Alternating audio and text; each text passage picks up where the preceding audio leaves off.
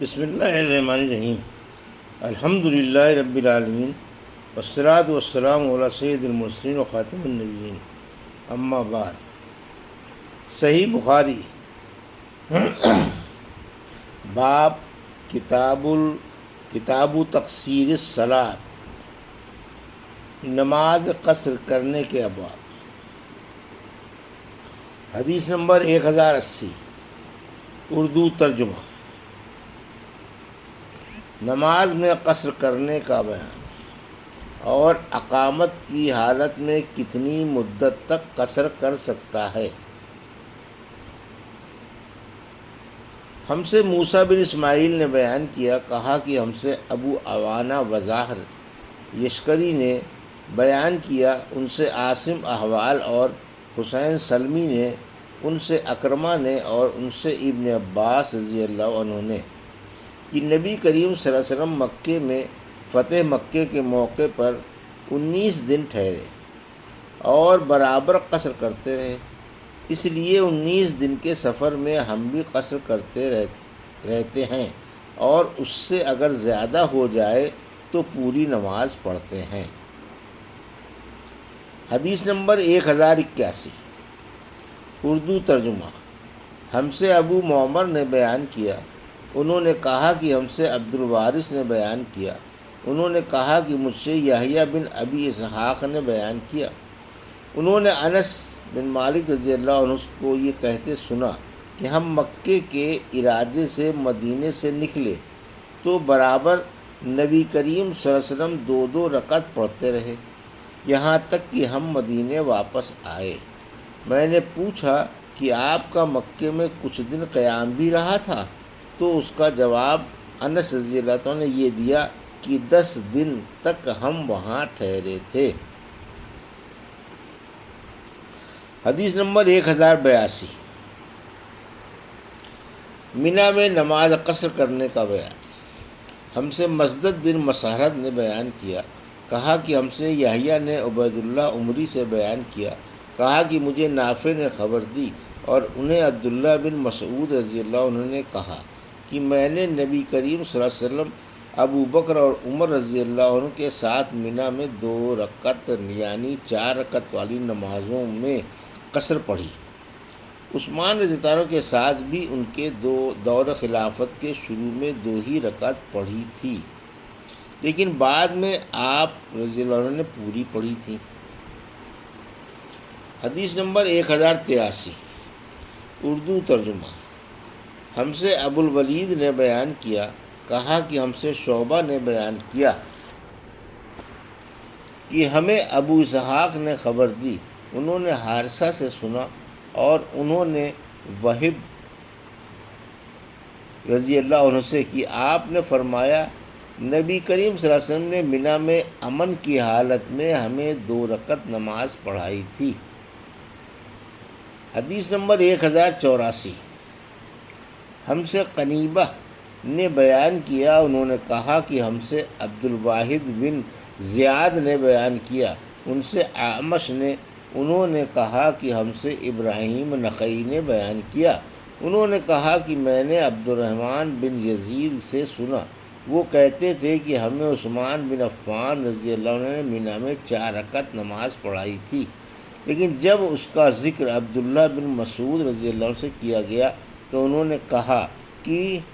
انا للہ و انا الیہ راجعون، پھر کہنے لگے کہ میں نے نبی کریم صلی اللہ علیہ وسلم کے ساتھ منی میں 2 رکعت نماز پڑھی ہے، ابو بکر صدیق کے ساتھ بھی میں نے 2 رکعت ہی پڑھی ہے، اور عمر بن خطاب کے ساتھ بھی 2 ہی رکعت پڑھی تھی، کاش میرے حصے میں ان 4 رکعتوں کے بجائے 2 مقبول رکعتیں ہوتیں۔ حدیث نمبر 1085، اردو ترجمہ۔ حج کے موقع پر نبی کریم صلی اللہ علیہ وسلم نے کتنے دن قیام کیا تھا؟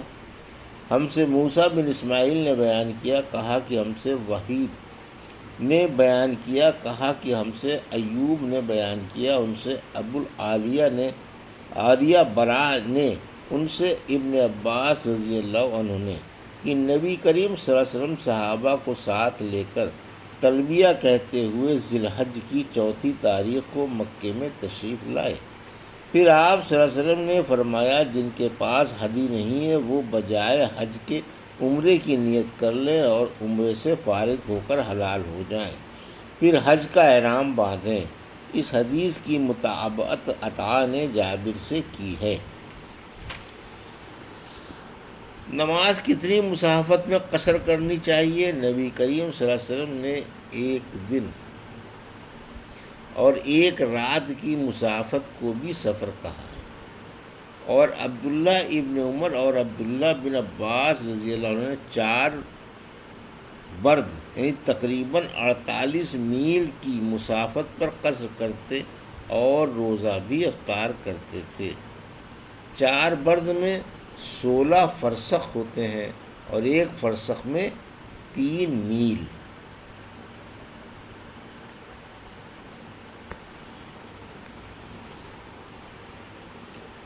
حدیث نمبر 1086،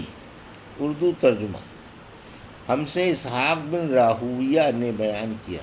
انہوں نے ابو اسامہ سے، میں نے پوچھا کہ کیا آپ سے عبید اللہ عمری نے نافع سے یہ حدیث بیان کی تھی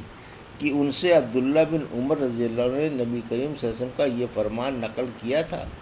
کہ عورتیں 3 دن کا سفر ذی رحم محرم کے بغیر نہ کریں؟ ابو اسامہ نے کہا ہاں۔ حدیث نمبر 1087، ہم سے مسدد بن مسحرت نے بیان کیا، کہا کہ ہم سے یحییٰ بن سعید قطان نے عبید اللہ عمری سے بیان کیا، انہوں نے کہا کہ ہمیں نافع نے خبر دی، انہیں ابن عمر رضی اللہ عنہ نے نبی کریم صلی اللہ علیہ وسلم سے خبر دی کہ آپ نے فرمایا عورت 3 دن کا سفر اس وقت تک نہ کرے جب تک اس کے ساتھ کوئی محرم رشتہ دار نہ ہو۔ اس روایت کی مطابقت احمد نے ابن مبارک سے کی، ان سے عبید اللہ عمری نے، ان سے نافع نے اور ان سے ابن عمر رضی اللہ عنہ نے نبی کریم صلی اللہ علیہ وسلم کے حوالے سے۔ حدیث نمبر 1088، ہم سے آدم نے بیان کیا، انہوں نے کہا کہ ہم سے ابن ابی ذئب نے بیان کیا، انہوں نے کہا کہ ہم سے سعید مقبری نے اپنے باپ سے بیان کیا، ان سے ابو ہریرہ رضی اللہ عنہ نے کہ نبی کریم صلی اللہ علیہ وسلم نے فرمایا کسی خاتون کے لیے جو اللہ اور اس کے رسول پر ایمان رکھتی ہو جائز نہیں کہ ایک دن رات کا سفر بغیر کسی ذی رحم محرم کے کرے۔ اس روایت کے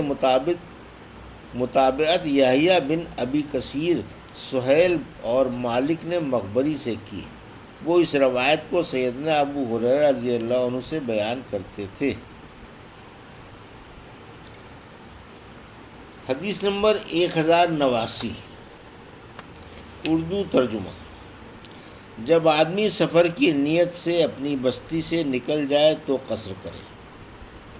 اور حضرت علی بن ابی طالب رضی اللہ عنہ کوفہ سے سفر کے ارادے سے نکلے تو نماز قصر کرنی اسی وقت سے شروع کر دی جب ابھی کوفے کے مکانات دکھائی دے رہے تھے، اور پھر واپسی کے وقت بھی جب آپ کو بتایا گیا کہ یہ کوفہ سامنے ہے تو آپ نے فرمایا جب تک ہم شہر میں داخل نہ ہو جائیں نماز پوری نہیں پڑھیں گے۔ ہم سے ابو نعیم نے بیان کیا، انہوں نے کہا کہ ہم سے سفیان نے محمد بن منقدر اور ابراہیم بن میسرہ سے بیان کیا، ان سے انس بن مالک نے کہا کہ میں نے نبی کریم صلی اللہ علیہ وسلم کے ساتھ مدینہ منورہ میں ظہر کی 4 رکعت پڑھی اور ذوالحلیفہ میں عصر کی 2 رکعت پڑھی۔ حدیث نمبر 1090، ہم سے عبداللہ بن محمد مسندی نے بیان کیا، کہا کہ ہم سے سفیان بن عینیہ نے زہری سے بیان کیا، ان سے عروہ نے اور ان سے حضرت عائشہ رضی اللہ عنہا نے کہا کہ پہلے نماز 2 رکعت فرض ہوئی تھی، بعد میں سفر کی نماز تو اپنی اسی حالت پر رہ گئی، البتہ حضر کی نماز پوری 4 رکعت کر دی گئی۔ زہری نے بیان کیا کہ میں نے عروہ سے پوچھا کہ پھر خود حضرت عائشہ رضی اللہ عنہا نے کیوں نماز پوری پڑھی تھی؟ انہوں نے اس کا جواب یہ دیا کہ عثمان رضی اللہ عنہ نے اس کی جو تعویل کی تھی وہی انہوں نے بھی کی۔ یہ تھی صحیح بخاری باب کتاب التقصیر الصلاۃ کی حدیث نمبر